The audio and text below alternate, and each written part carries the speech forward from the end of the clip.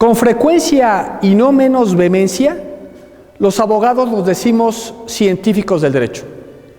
Pero en realidad, ¿el derecho es una ciencia? Que sea una ciencia o que no sea una ciencia, ¿tiene implicaciones prácticas?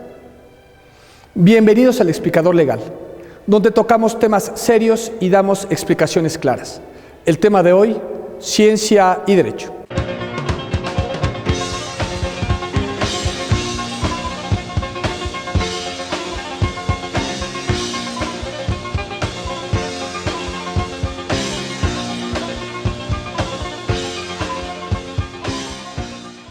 La palabra ciencia proviene del latín scientiae y del griego gnosis, que quiere decir conocimiento.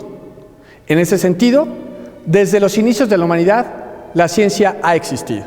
En el siglo XVI, Francis Bacon popularizó lo que posteriormente se le conociera como método científico, es decir, una serie de pasos concatenados que nos llevan a la conclusión o certeza de algo.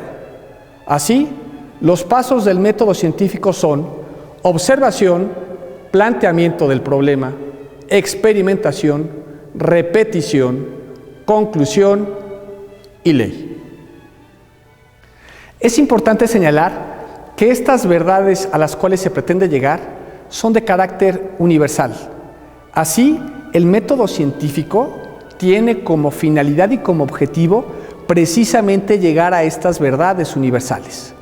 ¿Qué quiere decir que sea una verdad universal? Que son vigentes en cualquier momento y en cualquier lugar. Así, por ejemplo, tenemos la ley de la gravedad, 9.8 metros sobre segundo al cuadrado, o por ejemplo, la medida de pi, 3.1416, o los elementos de la tabla periódica, etc. Y es de la mayor importancia señalar que estas verdades que están ahí en la naturaleza simplemente se descubren, no se inventan ni se crean. En ese sentido, son estables y válidas.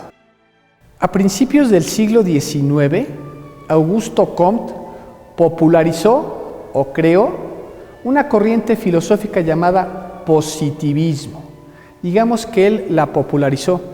En realidad fue idea original de Saint-Simon, pero quien ha hecho popular esta idea fue Augusto Comte, padre de la sociología. ¿En qué consistía esta moda o esta corriente filosófica llamada positivismo, aplicada a cualquier disciplina del conocimiento? Bueno, pues decía, grosso modo, que cualquier disciplina del conocimiento tendría que pasar por el método científico. Tenía que ser sometida por el método científico para ser digna de credibilidad. Hombre, como moda que era, pues entonces en las universidades, en el mundo académico, pues la gente se empezó a preocupar por el hecho de que su disciplina no fuera digna de respeto. Luego entonces, así las matemáticas, la física, la química, la medicina, la biología, empezaron a someter su conocimiento al método científico, con la intención de llegar a lo que habíamos comentado, verdades universales, verdades o principios que fueran vigentes en cualquier tiempo y en cualquier lugar. Pero ¿qué pasó con el derecho? ¿Es posible someter al derecho al método científico? Bueno, pues los juristas de la época, ante una disciplina tan antigua y tan de tanta tradición como es el derecho, que data, por decirlo menos, del siglo VIII antes de Cristo a nuestros días, dijeron, bueno, pues de poder, podemos, a ver qué pasa. Pero la verdad es que de forma estricta era imposible. No se podía experimentar con homicidios, con robos, con fraudes. A lo que llegaron los dogmáticos de la época, porque entendamos, no se podían quedar atrás. No podíamos decir, en aquella época por lo menos, que el derecho no iba a entrar al campo de la ciencia. Luego entonces urgieron el asunto y desde mi punto de vista, el método científico que se aplicó a las ciencias exactas fue sustituido por el proceso legislativo.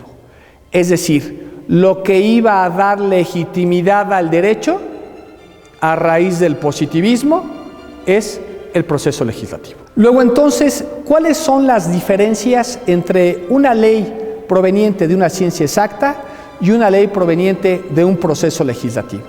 Bueno, podemos observar que una ley de una ciencia exacta, primero, es universal, segundo, y por lo tanto, es vigente en cualquier tiempo y en cualquier momento. Y número 3, es descubierta, no es creada ni inventada. Por otro lado, la ley proveniente del derecho no es una ley universal, por lo tanto, no es vigente en cualquier tiempo ni en cualquier momento, sino simplemente circunscrita a un espacio muy reducido. Y número 3, es creada, es una invención de los legisladores, no es descubierta. El documento más famoso que se aterrizó siguiendo los lineamientos del positivismo a principios del siglo XIX fue el Código Napoleónico, su famoso Código Civil, que dicho sea de paso, se encargó de expandir por toda Europa, incluyendo vía España a México. Sin embargo, se llevó a tal extremo esta postura que inclusive los defensores más exacerbados decían que ya no iba a haber necesidad de interpretar nada, que con el puro documento iba a ser tan preciso y tan bien hecho y tan entendible que no habría necesidad, repito, de interpretar nada. Simplemente se tendría que aplicar como receta de cocina. Ya en el siglo XX, quien llevó esta postura a su máxima expresión fue Hans Kelsen. Hans Kelsen, alemán, judío de raza, escribió en su primera edición la teoría pura del derecho, llegando a la conclusión de que derecho y moral nada tenían que ver, que derecho y virtud nada tenían que ver, que derecho y justicia nada tenían que ver. Derecho era igual a ley y lo único que legitimaba al derecho era que proviniera de una autoridad, es decir, que proviniera de un proceso legislativo. Y si me permiten contarles una breve historia. Hans Kelsen, estando en su casa tranquilamente en los años 30 en Alemania, de pronto llega la policía, el ejército alemán, toca en su casa, dicen: muy buenas tardes, ¿se encuentra el señor Kelsen? Sí, cómo no, dígame usted. Bueno, pues venimos aquí con las leyes de Nuremberg y la teoría pura del derecho por usted, porque sabemos que es judío.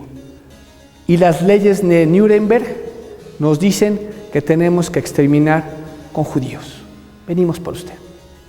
Señor Kelsen, abrió la puerta y don Hans huyó a Estados Unidos.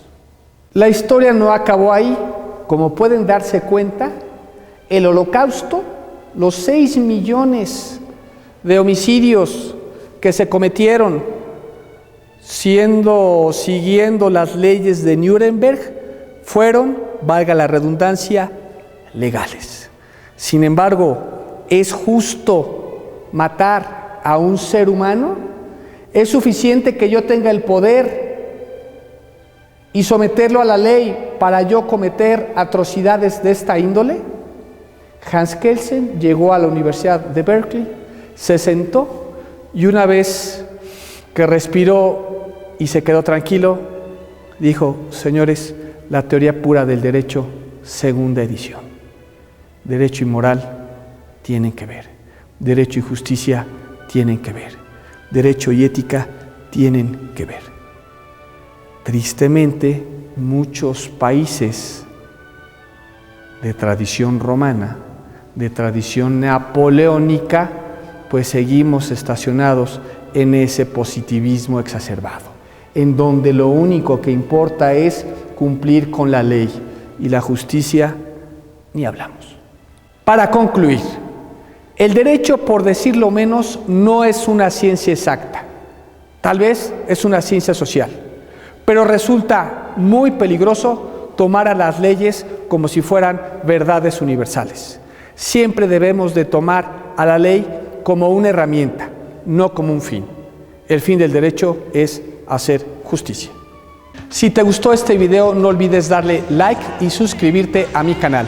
Cualquier sugerencia puedes hacerlo en la caja de comentarios que aparece aquí abajo. Agradezco tu presencia a este programa y nos vemos en el próximo. Mientras tanto, disfruta de los placeres y privilegios que te da la vida. Buenos días, buenas tardes, buenas noches.